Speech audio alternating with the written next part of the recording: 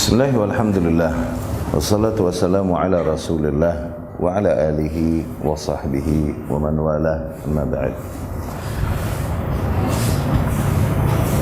Ya, kembali ke Kun Salafiyan Al-Jaddah. Syekh berkata, qultu, Syekh Abdul Salam hafizahullah, famin mumayyazat al-manhaj as-salafi, di antara kelebihan-kelebihan pada manhaj salaf ini adalah keistimewaan. Yang pertama, sabatu ahlihi 'alal haqq, di mana para pengikutnya itu lebih sabat, lebih tegar, ya, di atas yang hak.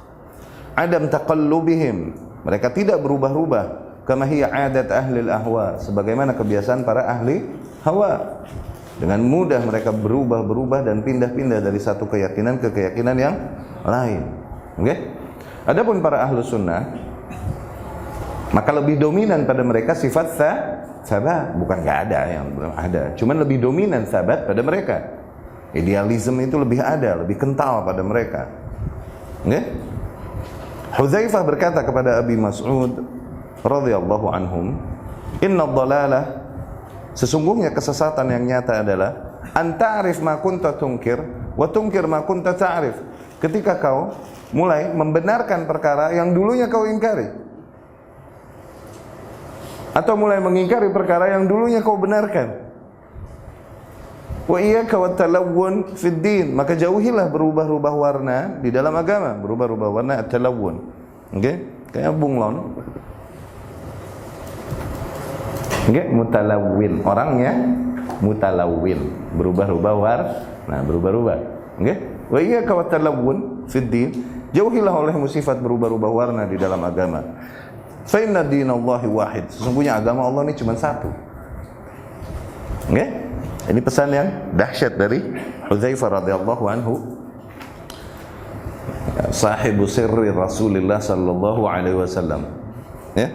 Orang yang menjadi tempat Rasul sallallahu alaihi wasallam menyimpan rahasia, sehingga seringkali dia banyak mengetahui perkara yang tidak diketahui oleh sahabat-sahabat lain, bahkan oleh Abu Bakar dan Umar radhiyallahu anhu ajma'in. Hudzaifah radhiyallahu anhu, sehingga akhirnya Umar Ibn Khattab kalau mau sholatin, kalau ada jenazah, dia lihat dulu, Hudzaifah ikutan nggak? Hudzaifah ikut sholatin dia nggak? Gitu. Kalau Hudzaifah ikut sholatin dia, oh berarti khair, bisa kita ikutin. Dia bukan orang munafik. Kalau Hudzaifah menghindari untuk sholatin dia, nih orang munafik nih. Cuman Rasul tidak mau menyebutkan namanya secara umum, biasanya menghindari fitnah. Akhirnya Umar pun nggak ikutan salat kalau Hudzaifah nggak sholatin jenazah tersebut. Hudzaifah punya kejelian melihat fitnah-fitnah yang akan terjadi. Bahkan dia pernah bercerita radhiyallahu anhu yang maknanya, kana an-nasu yas'aluna Rasulullah sallallahu alaihi wasallam 'anil khair. Para manusia banyak yang biasa bertanya kepada Rasul sallallahu alaihi wasallam tentang perkara yang sifatnya khair, yang ajib-ajib. Ya Rasulullah, nanti kita menang ya, nanti kita begitu. Yang ajib-ajib. Manusia umumnya bertanya kepada Rasul sallallahu alaihi wasallam tentang perkara-perkara yang indah, yang ajib. Wa kuntu as'aluhu 'anil syarr. Adapun aku bertanya kepada Rasul sallallahu alaihi wasallam sengaja tentang yang buruk-buruk. Makhafata an yudrikani. Kenapa? Karena aku takut nanti keburukan itu menimpaku. Tuh. Beda sendiri mindsetnya radhiyallahu anhu, karena jelinya dia. Akhirnya dia tahu masa-masa fitnah apa yang harus dilakukan, dan banyak hadis-hadis fitnah yang diriwayatkan oleh Hudzaifah bin Ibnul Yaman ini radhiyallahu anhu. Dia sahabat, anak sahabat. Al-Yaman juga sahabat radhiyallahu anhum. Nah, di antara hadis dari Rasul sallallahu alaihi wasallam yang berkaitan dengan wasiatnya ini, wasiat Hudzaifah ini kepada siapa? Abu Mas'ud. Abu Mas'ud radhiyallahu anhu ini seorang sahabat dari golongan Ansar. Awas, Ibnu Mas'ud radhiyallahu anhu itu muhajirin. Awas. Abu Mas'ud ini Ansar. Ibnu Mas'ud muhajirin. Abu Mas'ud suka dibilang Abu Mas'ud Al-Badri. Pernah dengar? Bukan maknanya dia ikutan perang Badr. Al-Badri ini orang yang ikutan perang Badr. Sebenarnya begitu. Badri. Biasanya gelar Badri diberikan kepada orang yang ikutan perang Badr. Abu Mas'ud juga julukannya Al-Badri. Tapi bukan dia ikutan perang Badr radhiyallahu anhu, kebenaran tinggalnya daerah Badr dulu. Jadi Al-Badri radhiyallahu anhu, ya, termasuk pembesar-pembesar Ansar radhiyallahu anhum ajmain. Nah, wasiat ini disampaikan oleh Hudzaifah bin Yaman kepada Abu Mas'ud, ya kan? Ketika Abu Mas'ud mendatanginya, lebih jauh lagi ya. Abu Mas'ud suatu hari mendatanginya dan meminta wasiat. Wasiati aku, yakni nasihati aku, kepada Hudzaifah bin Yaman radhiyallahu anhu. Inna dhalala haqqad dhalalah, sesungguhnya kesesatan yang benar-benar sesat adalah ketika kau mulai membenarkan perkara-perkara yang dulunya kau ingkari, atau sebaliknya mulai mengingkari perkara-perkara yang dulunya kau benarkan. Maknanya apa? Ini dulu dan sekarang, ini patokannya pada ilmu. Kalau dulu kau membenarkan perkara karena tak tahu, ternyata perkara itu salah, oke, benar. Oke? Tapi dikarenakan berubahnya kepentinganmu, berubahnya manhajmu, akidahmu, sehingga dulu hal yang kau ingkari dan lain-lain sekarang menjadi hal yang kau bela-bela, oke? Ini termasuk musibah yang Allah berikan. Ini termasuk talawun, mutalawin, berubah-ubah warna. Jauhilah oleh musifat demikian. Kau mulai membenarkan perkara yang dulunya kau ingkari, dan kau ingkari perkara yang dulunya kau benarkan. Patokannya di ilmu. Adapun mereka yang kemudian membenarkan perkara yang dulunya diingkari dikarenakan ilmu telah datang, maka maka mulia. Adapun ketika berubahnya dikarenakan apa? Hawa, kepentingan, okay? Demi menjaga masa yang mengikutinya, okay? Dulu bid'ah dia ingkari dengan tegas, tapi masa menjauhinya, dan demi menjaga masa tersebut dia benarkan bid'ah itu. Nah, ya kan? Kesyirikan yang diingkarinya, namun demi menjaga masa tersebut akhirnya diam dia dari pengingkaran terhadap kesyirikan itu. Nah, itu. Oke? Mulai dia mentolerir atau minimal diam dari kemungkaran tersebut dan tidak mengingkarinya. Nah, itu. Oke? Ya talawwan. Dikarenakan apa? Berubah demikian bukan karena ilmu yang datang, bukan, tapi karena apa? Karena kepentingan. Ya? Itu talawwan. Sebagaimana Hudzaifah juga riwayatkan dari Rasul sallallahu alaihi wasallam tentang sabatnya manusia, tentang tegarnya manusia di atas akidah, oke? Tentang hati yang tegar di atas, tentang fitnah yang akan menimpa hati manusia. Hudzaifah berkata, Rasul sallallahu alaihi wasallam bersabda, tu'radul fitanu 'alal qurubi ka'ardil hasiri 'udan. Sesungguhnya fitnah-fitnah ujian-ujian tersebut yang menguji kekuatan beragama seseorang, fitnah, ujian yang menguji kekuatan beragama seseorang.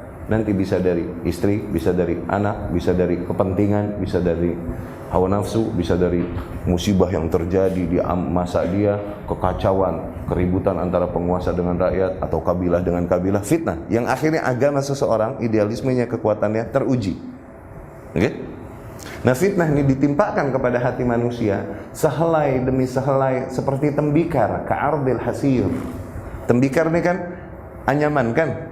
Nah, dicabut sehelai, timpakan ke hati manusia. Dicabut ke helai, timpakan ke hati manusia. Fa ayyu qalbin asyrabaha nukitat fihi nuktah sauda. Hati manapun yang menyerap fitnah tersebut, yakni tidak melawannya, tidak mengingkarinya, okay? Tapi diserap fitnah tersebut, mulai satu titik hitam.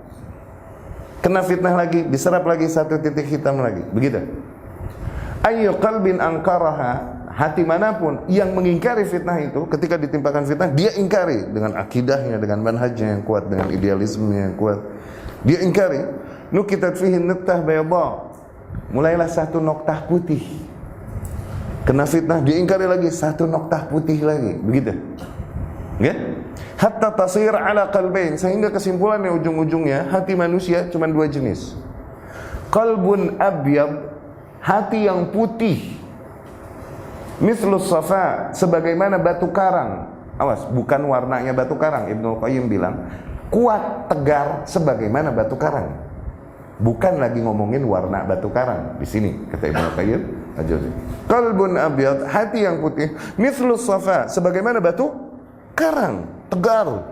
La tadurruhu fitnah ma damatis samawati wal ard. Dia enggak goncang, enggak gentar, ketimpa ombak badai fitnah seperti apapun sebab selama masih berjalan langit dan bumi. Ini hati yang putih. Dan satu jenis hati lagi, aswad murbadah. Tuh, hati yang hitam pekat. Kalkuz mujakhaya, kayak pantat panci. Semakin dihajar, difitnah sama api, semakin hitam dia. La ya'rif ma'rufan wa la yunkir munkaran. Dia tidak akan membenarkan perkara ma'ruf apapun, tidak akan mengingkari perkara mungkar manapun. Enggak, dia diam pokoknya, cari aman illa ma usyribat min hawa, kecuali perkara-perkara yang sesuai dengan hawa nafsunya aja. Dah, yang ditegaskan, yang dibela atau yang diingkari hal-hal yang membawa manfaatnya aja. Ya? Ma'adallah. Ma'adallah. Nah di sini Hudzaifah bin Yaman radhiyallahu anhu berpesan kepada Abu Mas'ud radhiyallahu anhu, "Inna dhalala haqqad dhalalah." Sesungguhnya kesesatan, sebenar-benarnya kesesatan. Tuh, lebih panjangnya riwayatnya demikian. Anta arif, ketika kau mulai membenarkan, mema'rufkan, ma kunta tungkir, perkara yang dulunya kau mungkarkan. Wa tungkir ma kunta ta'rif, atau memulai kau mengingkari perkara yang dulunya kau ma'rufkan. Wa iyyaka wat talawun fid din, dan jauhilah olehmu berubah-ubah warna di dalam agama. Fa inna dinallahi wahid, sesungguhnya agama Allah nih satu. Ya. Wa qala Syekhul Islam Ibn Taimiyah rahimahullah, Syekhul Islam Ahmad ibn Abdul Halim ibn Abdul Salam Ibn Taimiyah rahimahullah, beliau rahimahullah berkata, wabil jumlah, dan secara jumlah, secara umum. Tuh, bukan tidak ada terjadi kasus, bukan, tapi secara umum. As-sabat wal istiqrar, sifat sabat, tegar, teguh, istiqrar, enggak goyang. Fi ahlil hadis wa sunnah, di dalam golongan ahlul hadis dan ahlus sunnah, ab'af ma huwa inda ahlil kalam wal falsafah. Itu terdapat beberapa kali lipat ketegaran, keteguhan mereka daripada yang ada pada para ahlul kalam dan ahlul falsafah. Berkali-kali lipat keteguhan dan ketegaran yang ada pada para ahlul hadis dan ahlus sunnah. Ya, secara jumlah, secara umum. Dalam artian bukan enggak ada orang yang telah mengetahui manhaj yang hak ini, mengikutinya, kemudian kemudian berubah. Ada enggak? Ada. Tapi secara umum perubahan lebih banyak terjadi pada ahlul batil daripada pada barisan ahlus sunnah. Oke? Sehingga dapat kita lihat, pertama kemarin kan kita bilang, kalau awamnya mah jangankan pindah mazhab, ya, pindah manhaj, pindah agama juga kali ada, gitu kan? Cuman ulamanya deh, ahli ilmunya, ada nggak? Pernah dengar ahli ilmu dari golongan salaf meninggalkan kesalafiyahannya, kemudian memilih masalah manhaj Rafidah? Ada nggak? Ada nggak? Meninggalkan ke ahlus sunnahannya dan memilih manhaj masalah Mu'tazilah. Nah, ada nggak? Ahli ilmunya ya, bukan para penuntut ilmu, bukan para penuntut ilmu. Ada ustadz-ustadz, masyayikh dan lain-lain yang sebenarnya hitungannya masih talabah, penuntut ilmu, yang dibilang udah ahli ilmu, ini yang udah dituakan, yang udah matang, yang dibilang masyayikh, sebenarnya gitu. Oke? Ada nggak yang berubah? Nggak ada. Tapi kalau lihat pentolan-pentolan Syiah Rafidah, tobat dan masuk ke barisan ahlu sunnah, ada nggak? Banyak. Oke? Khawarij tobat, ada nggak? Banyak. Masuk ke barisan ahlu sunnah, banyak gak? Banyak. Ya.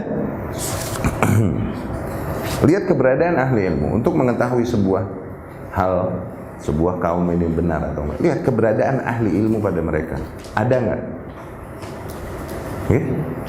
Kalau bertanya, Ustaz, jamaah fulan ini benar apa enggak? Lihat ada nggak ahli ilmu pada mereka yang diakui keilmuannya, manfaat. Ada yang bertanya, Ustaz, ISIS benar apa enggak? ISIS, benar apa enggak? Di antara hujahnya adalah lihat ada enggak ahli ilmu di barisan mereka yang diakui keilmuannya, tahqiq sanadnya, menegaskan karya-karya ilmiahnya, ada enggak? Atau justru para ahli ilmu membantahnya? Justru membantah? Udah itu hujah bahwasanya dia di atas kebatilan. Begitu. Ya. Wa qala aidan, dan beliau rahimahullah pun berkata, ya ini Ibnu Taimiyah, inna ma 'inda awamil muslimina wa ulamaihim ahlus sunnah wal jamaah minal ma'rifah wal yakin wat tuma'ninah wal jazm bil haqq wal qawl tsabit wal qat'u bima hum alaihi amrun la yunaza' fihi illa man salabahu Allahul aql wad din. Sesungguhnya, ya, yang ada pada para awamul muslimin dan pada para ulamanya dari golongan ahlus sunnah wal jamaah, dari ma'rifah dan keyakinan, dan kemudian juga tumakninah. Tumakninah yakni ketenangan hati dikarenakan berada di atas kebenaran. Wal jazm bil haqq, dan bertahan di atas yang hak. Al qaul ats-tsabit, pernyataan yang tegas, ya, enggak goyang. Wal qata' bima hum alaih, dan kemudian idealisme yang mereka enggak goyang di atasnya. Bima hum alaih amrun la yunaza' fi. Keberadaan semua nilai itu pada golongan ahlus sunnah adalah perkara yang tidak diperdebatkan lagi. Ini semua diakui. Tidaklah menerima kenyataan itu kecuali orang-orang yang memang Allah subhanahu wa ta'ala hilangkan dari hati mereka akalnya dan agamanya. Ya? Yani kadar, sabat, ketegaran, keteguhan, idealisme, ketegasan di atas hak, pengingkaran, enggak goyang. Kadar nilai-nilai ini pada golongan ahlus sunnah itu jauh lebih kental dan lebih banyak. Dan ini adalah perkara yang udah sama-sama diketahui. Enggak ada yang akan membantah hal ini. Enggak ada orang yang bisa mengingkari hal ini, kecuali emang orang-orang yang Allah telah hilangkan akal dari mereka. Ya, cuman kebanyakan manusia emang Allah hilangkan akalnya. Ya, aktsaruhum la,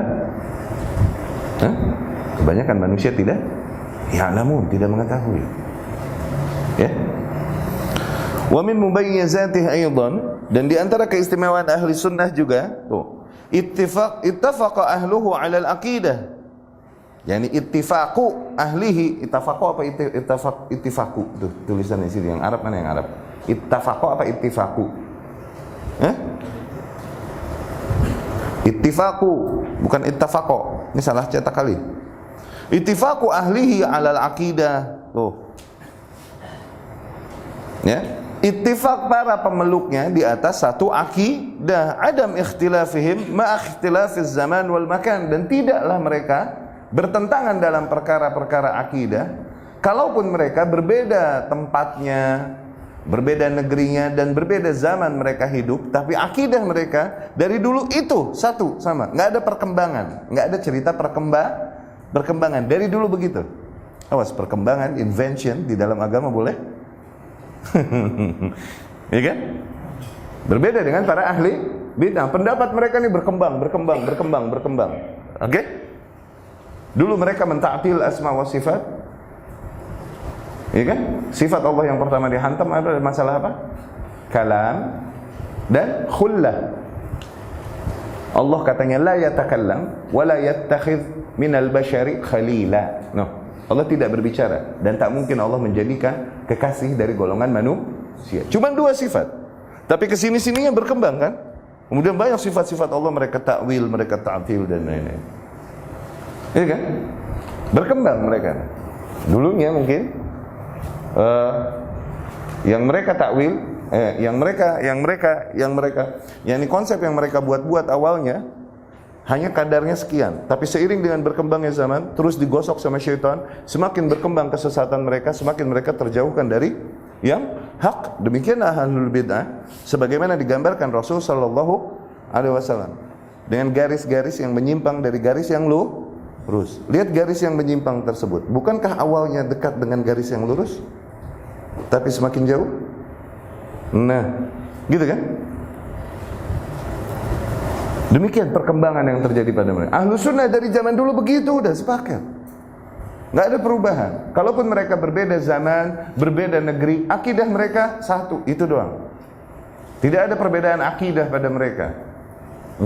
Kalaupun ada perbedaan pada mereka, perbedaan perkara-perkara furu'. Demikian semua imam ahlus sunnah. Tuh, manhaj mereka satu, sama. Di dalam akidah, manhaj mereka adalah ahlus sunnah. Yang mereka berbeda padanya adalah madhab.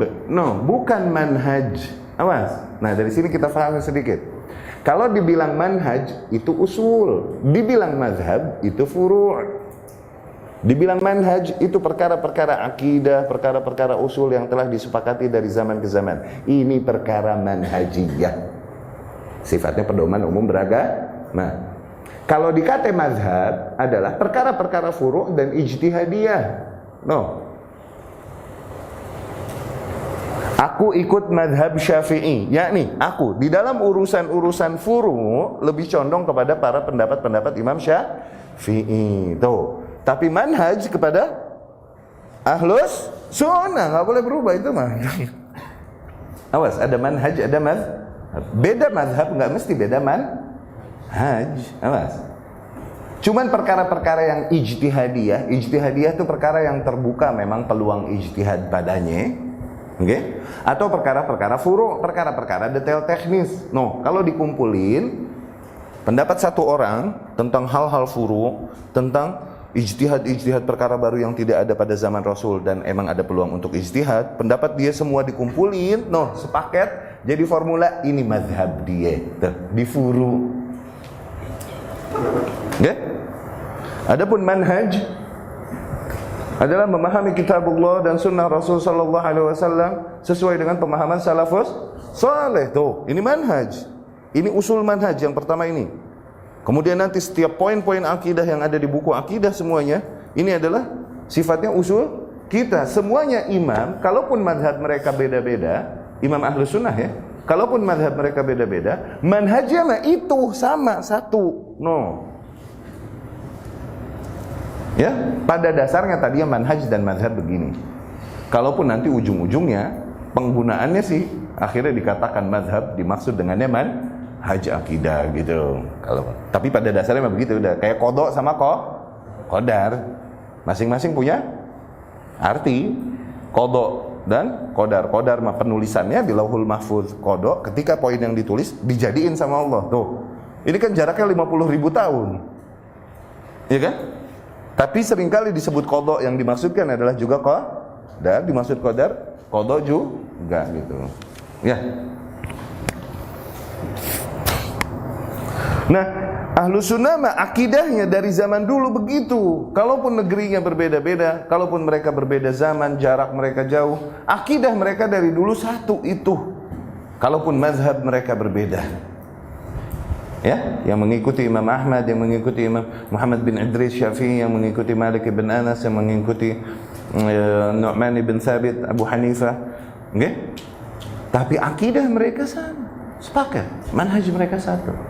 Nah, yang membuat mereka beda satu sama lain itu apa? Mazhab santai, perkara-perkara furu', detail teknis. Ya. Maka salah satu keutamaan ahlus sunnah adalah di mana para pemeluk manhaj tersebut itu sepakat di atas satu akidah dari zaman ke zaman, di zaman apapun, kalaupun berbeda negeri, kalaupun berbeda zaman, mereka sama sepakat dalam masalah itu. Ya.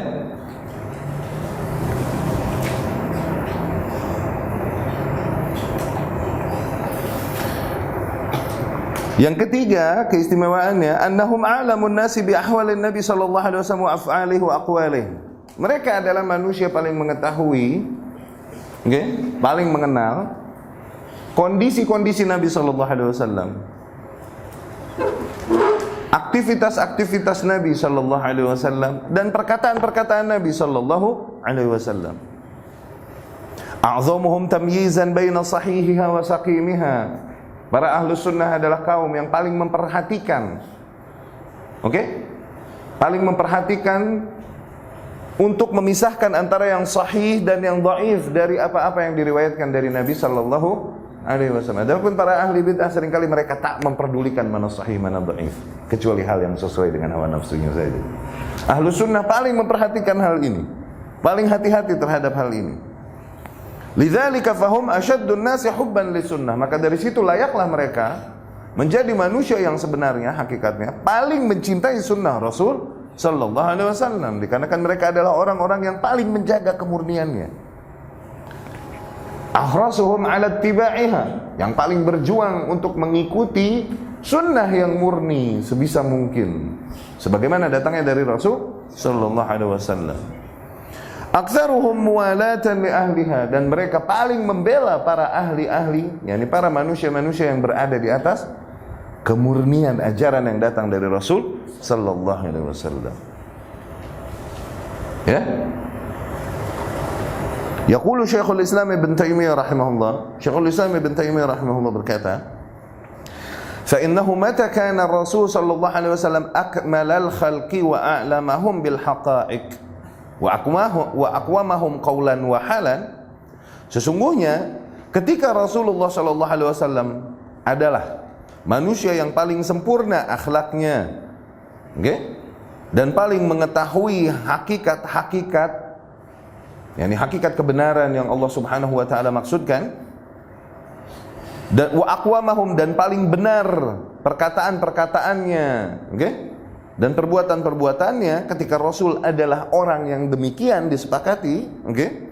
Lazima ayyakuna a'lamun nasi bihi a'lamal khalqi bidzalik. Maka dari situ maknanya adalah wajar kalau kita katakan apabila manusia yang lebih mengenal siapa Rasul, bagaimana Rasul, perkataan Rasul, praktek-praktek Rasul adalah manusia yang lebih mengenal tentang hakikat-hakikat perkara, okay?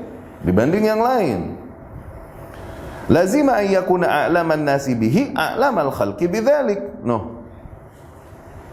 Maka wajar, lazim apabila manusia, seseorang lebih mengenal Rasul sallallahu alaihi wasallam, lebih mengenal riwayat-riwayat yang datang darinya, lebih memperhatikan, membedakan antara sahih dan dhaifnya, lebih menjaga sunnahnya. Orang yang semakin demikian, maka dia berarti lebih mengetahui tentang hakikat-hakikat perkara sebagaimana dibawakan, dimaksudkan oleh Allah dan Rasulnya sallallahu alaihi wasallam.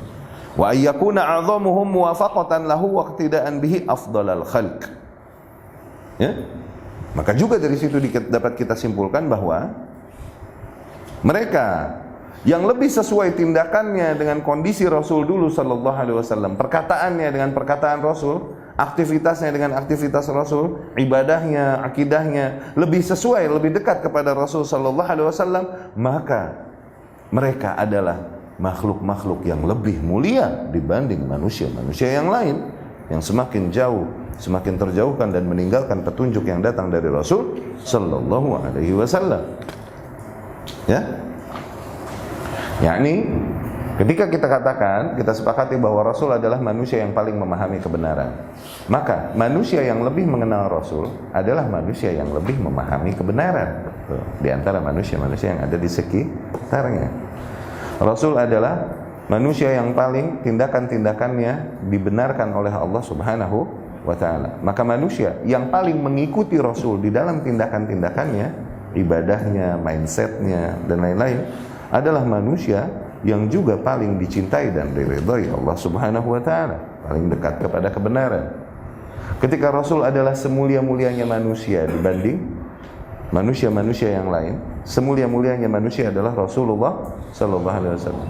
Maka mereka yang mengikuti kemurnian ajarannya dan menjaga sunnahnya adalah juga manusia yang lebih mulia daripada yang lain yang berpaling dari ajarannya. Itu maksudnya sallallahu alaihi wasallam. 4. Keistimewaan ahlu sunnah berikutnya, i'tiqaduhum anna tariqat as-salafis salih hiya al-aslam. Keyakinan mereka bahwasanya tariqah, jalan atau metode para salafus salih itu aslam, lebih selamat, wal a'lam, dan lebih berilmu, wal ahkam, dan lebih wise, lebih bijak. Okay? La kama yadda'ihi ahlul kalam, berbeda dengan yang diserukan dan dikatakan oleh para ahlul kalam, di mana mereka berkata tariqat as-salaf aslam. Iya sih, metode kaum salaf terdahulu lebih selamat, tapi tariqat al-khalaf, gaya kaum kontemporer sekarang, a'lam itu lebih berilmu, wa ahkam lebih bijak. Ya salam. Oh berarti yang aslam, yang lebih selamat itu tidak lebih a'lam, tidak lebih ahkam. Fahim? Pernyataan yang zahirnya seolah-olah bijak demikian, padahal terdapat celaan kepada para salafus saleh. Yang kita yakini Ahlus Sunnah adalah metode manhaj salaf itu paling aslam, paling selamat, paling berilmu, dan paling bijaksana. Itu metode paling bijak, itu yang ada pada salaf. Tapi para ahli bid'ah berkata, enggak, metode salafi memang iya lebih selamat, tapi metode khalafi, yakni kontemporer yang sekarang, ini lebih berilmu, fiqhul waqi' katanya, dan lebih bijak, yakni di dalam menyikapi perkara-perkara ini lebih bijak daripada ketegasan-ketegasan salaf. Ini sebenarnya perkataan yang kalaupun zahirnya seolah-olah, masya Allah, ya kan? Padahal di balik itu, ma'azallah, ya. Apakah ketika aslam lebih selamat, tidak lebih a'lam dan ahkam? Okay? Lebih berilmu dan lebih bijak juga ketika aslam, ketika lebih selamat? Atau sebaliknya, ketika sebuah metode itu dia lebih berilmu dan lebih bijaksana, apakah dia tidak lebih selamat harusnya? Ayo, dibalikin aja, diputar. Adapun Ahlus Sunnah tidak demikian. Kita meyakini bahwasanya metode tersebut, ajaran agama telah lengkap dan sempurna diajarkan oleh salaf. Maka metode itulah yang paling tepat, paling selamat, paling bijak, dan paling syarat dengan keilmuan. Adapun metode-metode baru yang dibuat manusia-manusia sepeninggalnya adalah metode-metode yang batil, yang terjauhkan dari yang hak, dan syaitan menghiasinya seolah-olah itu adalah hak, sehingga mereka meninggalkan hak yang sesungguhnya. Ya, ma'azallah. Radda Syekhul Islam rahimahullah membantah hadhil firyah, kedustaan ini dibantah oleh Syekhul Islam. Beliau rahimahullah berkata, laqad kazzabu ala tariqati salaf, sungguh mereka telah berdusta atas metode kaum salaf, wa dhallu, dan mereka telah tersesat fi taswib tariqatil khalaf, di dalam membenarkan metode kaum khalaf. Fajama'u bainal jahli bi tariqati salaf bil kadhibi alaihim. Dengan pernyataan mereka demikian, mereka telah mengumpulkan kejahilan mereka, telah mengumpulkan beberapa kesalahan, yaitu apa? Satu, kejahilan mereka tentang tarikat salaf, yakni metode salaf yang sesungguhnya, okay? Dan kemudian mereka pun menambahkan kedustaan mereka atas metode salaf. Wa bainal jahli wad dhalal bi taswib tariqatil khalaf. Kemudian kesalahan berikutnya setelah itu, mereka menambahkan kejahilan dan pembenaran mereka terhadap metode orang-orang kontemporer. Ya, ma'azallah. Ini di Majmu' al-Fatawa. Wa min mumayyizatihim, dan di antara keistimewaan Ahlus Sunnah, hirsuhum ala nashril aqidah as-sahihah. Mereka lebih bersemangat selalu untuk menyebarkan akidah yang sahih. Lihat, cari kaum lain yang lebih perhatian terhadap pelajaran akidah daripada salaf. Cari kaum lain yang lebih perhatian terhadap pelajaran-pelajaran akidah dan dakwah di dalam bab-bab akidah, terutama tauhid, ya kan? Daripada kaum salaf, daripada kaum yang mengikuti jalan salafus salih. Enggak ada. Fokus kita selalu di situ, inti fokusnya di situ. Oke? Di antara mereka ada yang menyerukan, mereka ini akidahnya benar, cuman akhlaknya rusak. Kenapa? Karena nggak sesuai dengan selera mereka. Ketika diingkari kebatilannya, kesyirikannya, kemungkarannya dan bid'ahnya, dibilang ini akhlaknya rusak. Akidahnya benar, cuman akhlaknya rusak. Sehingga ada lagi orang-orang konyol yang berkata, kita bikin konsep salaf, cuman gaya dakwahnya gaya dakwah sufi. Ya salam, mau bikin formula baru ente. Ada lagi konsepnya konsep salaf, cuman gaya pergerakannya adalah gaya pergerakan ikhwani. Nah ini yang bikin ini Muhammad Surur Zainal Abidin, makanya jadi sururi ini nih. Akidahnya tadinya salaf, cuman mulai gaya-gaya pergerakan, mau mendirikan negara dan lain-lain. Pakai ikut gaya ikhwan itu dicampur, di mix. Nah itu sururiyah. Oke, dapat. No, yang dulu pernah nanyain sururi itu apa tat? No, dia no. Itu mix. Pada hakikatnya mereka belum siap, belum terbuka hatinya untuk menerima seluruh kebenaran yang datang dari para salafus saleh. Kalau emang mereka menerimanya, mereka tak mungkin menambahkan, seolah-olah tidak sempurna manhaj yang dibawakan Nabi sallallahu alaihi wasallam dan disampaikan oleh para salafus saleh. Kurang sempurna sehingga mereka perlu modif lagi. Ya salah, diganti knalpotnya, diganti stangnya. Oke? Lakukan modification itu pada rumahmu, pada kendaraanmu, terserah, tapi tidak pada agamamu. Oke?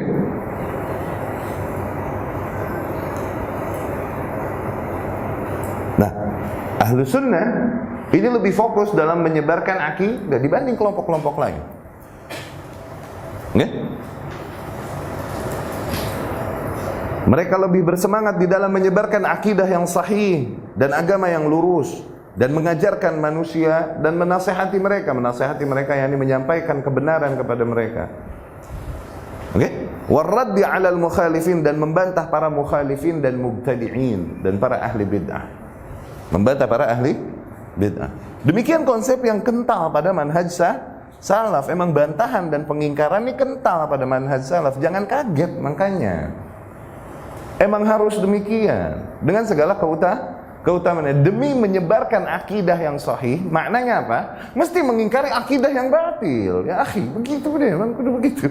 Demi menyebarkan akidah iman yang benar, mesti membantah kekufuran, pelanggaran di akidah. Demi menyebarkan tauhid, mesti membantah kesyirikan. Habis terus mau damai-damai aja gitu. Demi menyebarkan sunnah yang murni, mesti membantah yang bid'ah terus. Nggak bisa kita bilang, ini sih ngajinya sih bener, cuman akhlaknya pada rusak, suka nyalah-nyalahin orang. Iya, mau semuanya bener. Nah, sufi dan para ahli bid'ah dibisikin syaitan, oke, akan mengutamakan dakwah mereka apa? Di akhlak apa-apa. Yang penting akhlak mulia, saling menolong sesama, saling mencintai bersatu. Mau akidah serusak-rusaknya nggak apa-apa. Mau syirik senyungsep-nyungsep yang di kuburan nggak apa-apa. Tuh.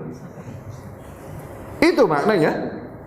Padahal iman bid'un wa sab'una syu'bah. Iya kan? Hadis itu kan? Keimanan ada berapa? Ada 70-an cabang. Ingat hadis itu? A'laha yang paling tinggi apa? La ilaha. Adnaha yang paling rendah menyingkirkan duri, beling atau hal-hal yang mencelakakan dari jalan. Yang paling tinggi tauhid yang merupakan bagian daripada akidah. Yang paling rendah menyingkirkan duri dari jalan, adab, akhlak. Tuh, akhlak tuh bagian terendah keimanan. Ini kok bisa akhlak dimuliakan, akidah nyungsep? Loh, gimana ceritanya loh? Yang prioritas dibenerin yang mana? Yang paling tinggi apa? Akidah apa akhlak? Ayo. La ilaha illallah, tuh akidah apa akhlak? Akidah, dan poros inti akidah yaitu tauhid. Yang paling rendah dari keimanan adalah menyingkirkan duri dari jalan. Apa itu? Akhlak yang mulia. Ente mau duluin akhlak duluin akhlak mulia dari mana? Allah nggak ngerti agama loh.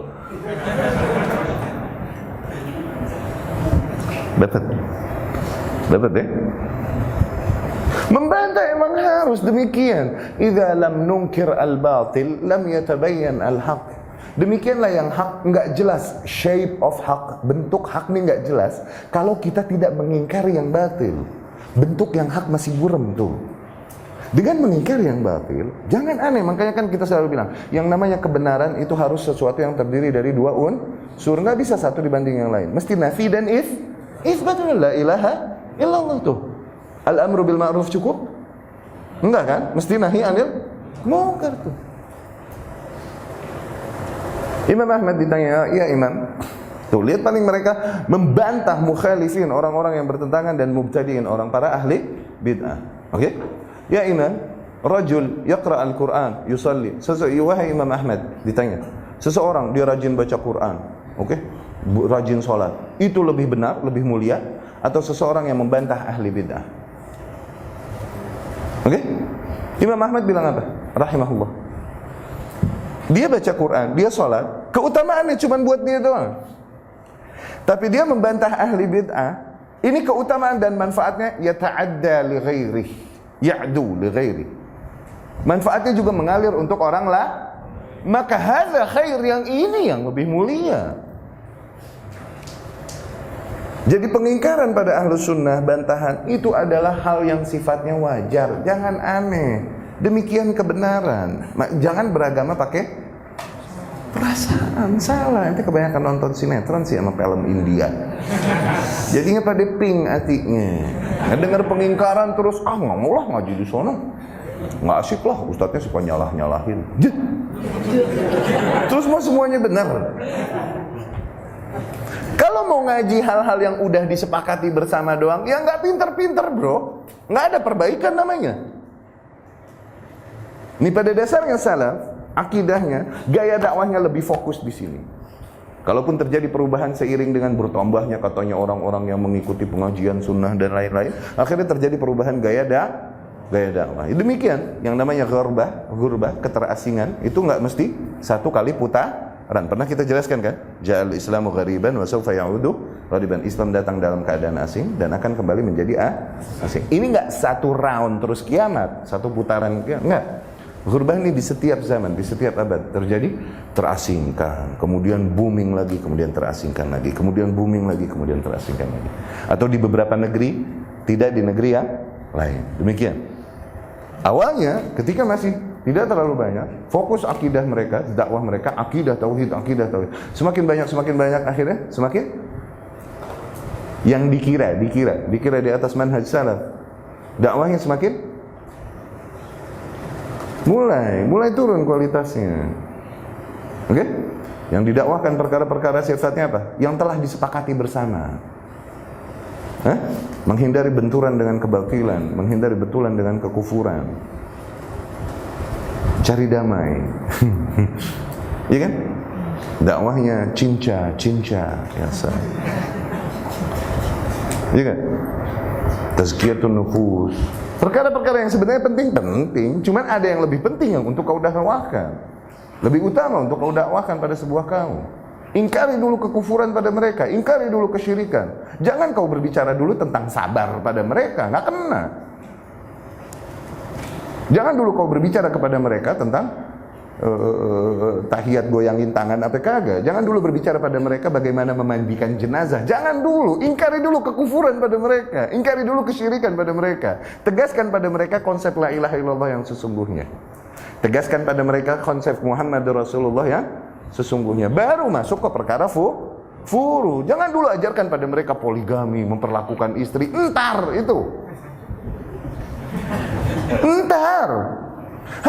Hajar yang lebih utama untuk dihajar dulu. Tangkalnya dulu. Bersihkan kekufuran pada mereka, bersihkan kesyirikan pada mereka. Oke? Demikian dakwah salaf. Demikian Rasulullah SAW mendatangi sebuah kaum. Apakah memperbaiki ekonominya? Memperbaiki adabnya dulu? Memperbaiki apanya dulu Rasul di dalam dakwahnya? Tauhidnya dulu. Itu dulu kena. Menjelaskan tauhid dan kewajiban mengikutiku dan beriman kepadaku. Itu tauhid dan ittiba. Itu dulu kan? Nggak masuk ke dalam perkara-perkara akhlak dulu dan lain-lain. Entar dulu itu. Iya betul. Itu ajaran agama.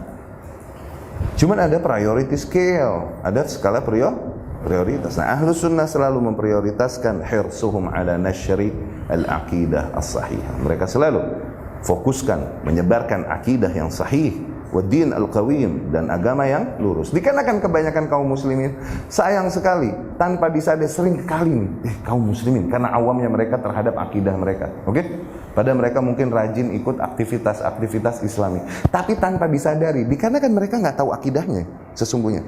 Tanpa disadari ternyata mereka murji'ah. Tanpa disadari mereka ternyata qadariyah. Tanpa disadari mereka ternyata Jabriyah. Kenapa? Karena mereka nggak tahu konsep yang seharusnya di dalam takdir. Tuh, misalnya. Nggak tahu, tanpa disadari mereka ternyata takfiri.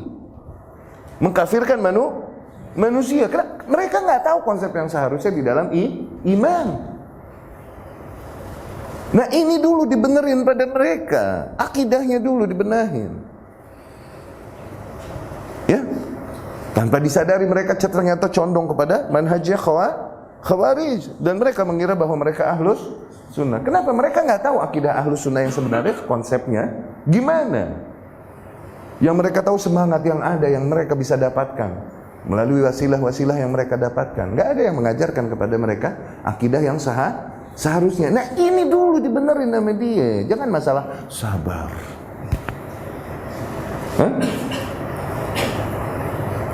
Masalah bermuamalah bersama tetangga. Iya, ini penting iya. Kita setuju adab itu penting nggak?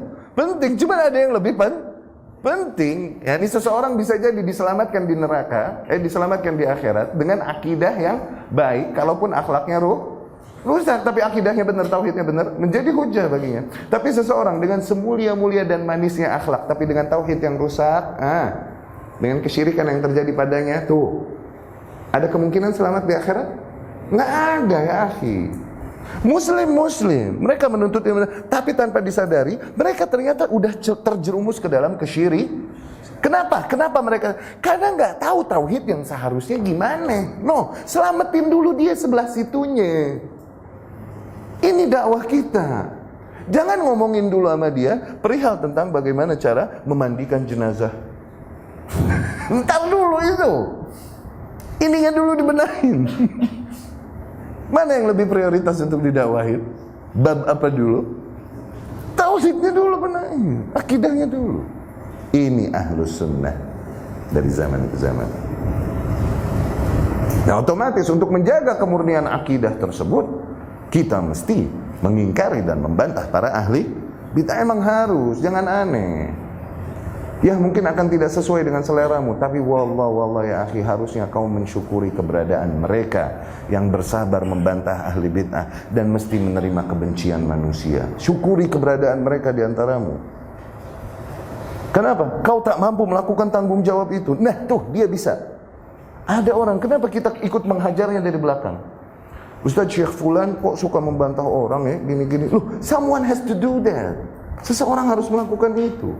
Perkara yang kau tak mampu melakukannya, syukuri keberadaannya. Harus melakukan itu, gitu loh. Kalau kita melihat memang kewajiban syariat yang sesungguhnya. Tapi membantah ahli bid'ah bukan maknanya juga, awas, bukan maknanya berbantah-bantahan. Enggak, awas. Kita membantah ahli bid'ah seperti yang dikatakan Syekh Al-Albani rahimahullah. Qul kalimatak wamdi. Oke? Sampaikan kalimat yang harus kau sampaikan. Nih yang seharusnya begini. Apa yang kau lakukan adalah kebid'ahan dan kesyirikan. Wamdi, dan berlalu udah. Mereka mau bantah lagi apa ini itu, jangan layanin lagi, bantah lagi. Ngapain berbantah-bantahan? Jangan. Tuh, awas. Membantah ahli bid'ah bukan berbantah-bantahan. Ya, kita narud, kita membantah ahli bid'ah, tapi bukan mira, bukan jidal. Ya, kita menyatakan sebuah pernyataan. Wah, dibikin video bantahan ini itu. Terus kita bikin video lagi, bantah lagi. Dia bikin lagi video bantah lagi. Ngapain buang-buang waktu? Kau telah menyampaikan yang kau sampaikan. Udah, kalaupun kau bisa membantahnya dan mematahkannya, bisa menjamin manusia kemudian mengikutimu. Ngapain? Bukan itu toh prioritas dakwah kita. Bukan mencari banyak yang pengikut kan? Sabar, sampaikan yang hak. Setelah itu kau mau dibantah, dibenci, dicaci, dimaki, cukup. Kau telah menyampaikan yang harus kau sampaikan. Yang keenam, keistimewaan mereka wasatiyatuhum bainal firaq. Oke? Kebertengahan mereka di antara firqah yang ada. Di antara 72 firqah Ahlus Sunnah, paling di tengah kebertengahan mereka. Yani konsep mereka adalah konsep yang paling tepat, paling bijak, paling proporsional. Oke? Yaqulu Syekhul Islam Ibn Taimiyah rahimahullah. Syekhul Islam Ibn Taimiyah rahimahullah berkata, Ahlus sunnati fil Islam ka ahlil Islam bainal milad. Ahlus sunnah di antara Islam sebagaimana Islam di antara agama-agama lain. Islam ini di tengah antara Yahudi dan Nasrani, ghairil maghdubi alaihim waladdallin. Tuh, Islam itu di tengah. As-sirat al-mustaqim, siratal ladzina an'amta alaihim, ghairil maghdubi alaihim waladdallin. Ini pernah kita jelaskan, berulang-ulang kita jelaskan. Oke, Islam di tengah. Nah, Ahlus Sunnah di antara firqah-firqah yang ada sebagaimana Islam di antara agama-agama samawi lain. Oke, Ahlus Sunnah kelompok yang di tengah di antara firqah-firqah yang ada. Wa qala aidan, Syekhul Islam pun berkata rahimahullah, fahum wasatun fi bab asma'illah baina ahli ta'til al-jahmiyah wa ahli tamthil al-musyabbihah. Misalnya beberapa kasus, contohnya nih. Okay? Di dalam asma'ullah, maka ahlu sunnah itu berada di tengah di antara kelompok ahlu ta'til al-jahmiyah dan ahlu tamthil al-musyabbihah. Okay? Di antara nama-nama Allah subhanahu wa ta'ala, okay? Dan kemudian sifat-sifat Allah subhanahu wa ta'ala, kita di tengah antara ahlu ta'til wa ta'wil, di antara kelompok ahlu ta'wil dan ta'til, jahmiyah, mu'tazilah dan lain-lain, dan musyabbihah. Contoh masalah tangan Allah subhanahu wa ta'ala, yadullah. Allah bilang Allah punya tangan di dalam Al-Qur'an, yadullahi fawqa aydihim, yadullahi maghlulah, kata Yahudi. Berarti Allah punya tangan. Orang ahlu ta'wil dan ta'til bilang enggak mungkin Allah punya tangan. Kenapa? Tangan ini sifat makhluk. Khalik enggak boleh sama kayak makhluk. Tuh, akhirnya apa? Tangan ini artinya bukan tangan. Mereka rusak sifat tangan pada Allah. Tangan ini artinya kekuasaan. Tuh. Ahlu tashbih menyerupakan nih tangan Allah itu kayak tangan apa? Kayak tangan makhluk, udah tangan. Tuh. Sehingga nih ahlu tashbih, orang yang suka musyabbihah, mujassimah, menyerupakan Allah dengan makhluk. Sehingga di antara mereka berkata, di antara mereka ada yang berkata, "Salini, tanya kepadaku apapun yang kau mau tahu tentang sifat Allah, usawwirha lakum, maka aku akan gambarkan pada kalian illa ma bainal fakhidzain, kecuali perkara yang di antara dua pahanya doang." Kurang ajar udah. Nih, ahlu tashbih memfisikkan Allah subhanahu wa ta'ala. Kita di mana? Di tengah ahlu sunnah. Tangan udah. Sebagaimana tangan Rasul menerima, sahabat menerima tangan. Tapi tangan Allah kayak bagaimana? Wallahu a'lam, laisa kamitslihi syai'un. Tuh. Mencoba ngombok-ngombok memperdebatkannya bid'ah. Wa hum wasatun fi bab af'alillahi ta'ala bainal qadariyah wal jabriyah. Di dalam af'alil ibad, di dalam af'alillah, di dalam pekerjaan-pekerjaan yang dilakukan oleh Allah Subhanahu wa taala, okay? Kita ini berada di tengah antara qadariyah dan jabriyah, antara qadariyah dengan jabriyah. Yakni di dalam bab qadar. Di dalam bab qadar. Okay? Qadariyah berkata, enggak ada urusan Allah Subhanahu wa taala akan apa yang kita lakukan. Semuanya tergantung kita. Tuh. Oke? Hal-hal yang kita lakukan adalah apa yang kita memutuskannya dan lain-lain. Ini semua enggak ada Allah menentukan hal ini itu, enggak ada. Tuh. Berarti maknanya Allah enggak tahu kita akan melakukan apa dong. Begitu kan? Dan Allah pun tidak menentukan kita akan melakukan apa-apa. Jadi kita bebas. Tuh, lihat. Ini kata qadariyah. Kata jabriyah sebaliknya, Allah menentukan segala hal yang kita lakukan. Benar gak? Maka dari situ kita ngapain lagi berikhtiar, bebas kita. Nah, intinya salah, kadar situnya. Tadi salah. Oke? Kita di tengah. Kita meyakini bahwa Allah Subhanahu wa taala telah mentakdirkan segala hal. Allah mentakdirkan, menciptakan manusia dan menciptakan amalan-amalannya. Iya. Oke? Tapi Allah memberikan kita masyiah, kehendak juga, iradah. Allah berikan kita kudrah, keinginan juga. Tapi keinginan dan kehendak kita tidak keluar dari keinginan dan kehendak Allah Subhanahu wa ta'ala. Kita hanya menginginkan apa yang Allah inginkan untuk kita inginkan. Dan Allah jadikan segala hal dengan adil dan bijaksana, adil dan hikmah. Allah jadikan mereka yang berada di dalam kondisi keburukan adalah orang-orang yang layak untuk berada di dalam keburukan. Allah jadikan mereka yang berada di dalam kondisi kebaikan adalah orang-orang yang layak mereka untuk berada di dalam kebaikan. Allah ciptakan surga, Allah ciptakan neraka, Allah ciptakan bagi surga dan bagi neraka penduduknya masing-masing. Tuh, udah ditakdirkan. Tapi Allah Maha Adil, Allah Maha Bijaksana. Allah mesti menjadikan mereka yang di neraka emang pantas di neraka. Allah mesti menjadikan mereka yang di surga emang pantas di surga. Nggak mungkin Allah menjadikan mereka yang layak berada di surga kemudian jadi di neraka. Tuh, patokannya ada di mana nanti? Paling dominan di ikhlas. Orang yang ikhlas minta petunjuk sama Allah, berusaha. Nggak mungkin Allah yukhadhilu, Allah membuatnya suwe. Apa? Suwe, kecele. Nggak mungkin Allah membuatnya kecele. Nggak mungkin. Kalau emang dia ikhlas minta petunjuk, mencari ilmu di jalan Allah, tuh, maka Allah akan arahkan dia ke arah kebaikan. Mereka yang Allah arahkan ke arah kebatilan memang pada dasarnya ada kerusakan dari niat awalnya. Tuh. Ada kerusakan dari niat awalnya. Itu, tidakkah kita lihat hadis Rasul sallallahu alaihi wasallam? Rajul ya'mal bi amali ahli jannah, seseorang beramal dengan amalan ahli surga. Sepanjang hidupnya, tapi telah ditakdirkan baginya. Tuh. Dia mengakhiri hidupnya dengan amalan ahli neraka, mati masuklah dia ke dalam neraka. Sebaliknya, seseorang mengamalkan amalan ahli neraka, kekeliruan, pelanggaran sepanjang hidupnya, tapi telah ditakdirkan atasnya di akhir hidupnya, dia beramalan dengan amalan ahli surga, mati dia dan masuklah ke dalam surga. Tuh, hadis ini. Oke?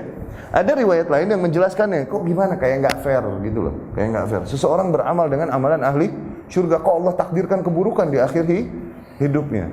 Oke? Ada sanad lain yang menjelaskan hal ini, menegaskan keadilan dan hikmah Allah dengan tambahan lafaz.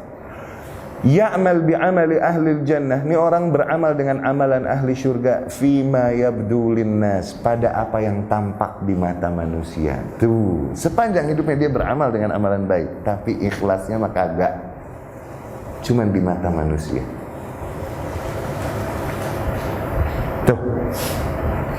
Sebaliknya, ya'mal bi'amali ahli nar, dia beramal dengan amalan ahli neraka fima yabdu linnas, pada apa yang ditampak di mata manusia. Pada sesungguhnya hatinya menginginkan kebaikan, dia mencari kebaikan. Allah tak mungkin membuat hambanya kecele, suwe, enggak mungkin. Yukhadhil, itu enggak mungkin pada Allah Subhanahu, mustahil. Maka hakikatnya ada pada keikhlasan. Ya. Anak ngomong begini, apakah anak manusia yang paling ikhlas? Ma'azallah. Tidaklah kita keluar rumah kecuali pasti berusaha mengingatkan diri kita untuk berkata, Allahumma rzuqnil ikhlas fil amal wal aqwal wa jannibnir riya. Tuh, kalau mau ngajar. Kalian juga mau menuntut ilmu. Ya Allahumma rzuqnil ikhlas fil amal wal aqwal wa jannibnir riya. Minta keikhlasan terus sama Allah. Sadarilah bahwa keikhlasan patokannya di hati. Hati kitanya di luar kuasa kita, mau dikata apa? Minta keikhlasan kepada Allah. Nah, ahlu sunnah di tengah antara qadariyah dan jabriyah dalam urusan af'alil ibad. Okay? Wa fi bab asma'il iman, dan di dalam asma'il iman wad din bainal haruriyah wal mu'tazilah, antara haruriyah dan mu'tazilah. Ahlu sunnah di setengah. Haruriyah ni khawarij. Okay? Yang mereka pada mengungsi di Harura. Okay? Mereka yukaffir bil kabair, mereka kaum yang mengkafirkan manusia dengan dosa-dosa besar yang dilakukan. Sebaliknya Mu'tazilah, mereka bilang muslim, mukmin yang telah berbuat dosa besar, ini apakah kafir? Enggak, katanya. Ya udah, berarti mereka masih beriman? Enggak juga. Lah, terus apa? Mereka berada di satu posisi di antara surga dan neraka, di antara iman dan kafir. Ini manzilah bainal manzilataini. Tuh, dia tuh yang bikin Mu'tazilah itu tadinya. Mau kafirin malu-malu.